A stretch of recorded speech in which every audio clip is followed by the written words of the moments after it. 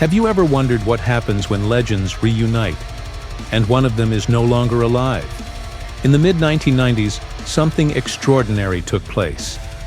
Paul McCartney, George Harrison, and Ringo Starr, the three surviving Beatles, stepped back into the studio decades after their breakup to finish songs left behind by John Lennon.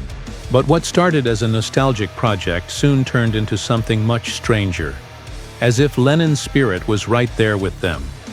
It had been 25 years since the Fab Four split, and 15 years since Lennon's tragic death.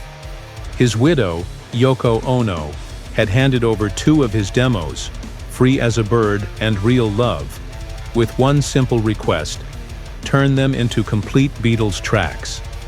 For fans, it was a miracle. For the band, it became something almost supernatural. Paul McCartney later revealed that while working on Free as a Bird, the studio filled with strange happenings.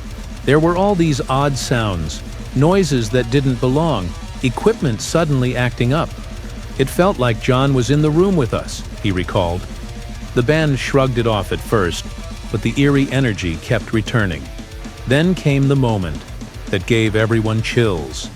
At the end of one of their tracks, a distorted sound emerged, almost like a ghostly message hidden in the mix. When they played it back, the band swore they could hear Lennon's name being whispered. McCartney remembered their stunned reaction. It was like John was saying, "I'm here, I like it." But the chills didn't end in the studio. Years earlier, Lennon had told his son Julian that if he ever tried to reach him from the afterlife, he would send a white feather. That memory came rushing back when the Beatles stepped outside the studio for a quick photo session.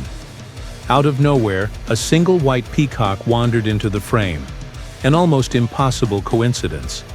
McCartney could only shake his head and say, "That's John. Spooky, eh?" It felt like he was still hanging around watching over us. Instead of fear, the surviving Beatles welcomed it. They took comfort in imagining Lennon's presence. McCartney even created a little scenario to help them push through emotionally. He told the others, "Let's just pretend John's on holiday. He sent us this tape, and he trusts us to finish it for him."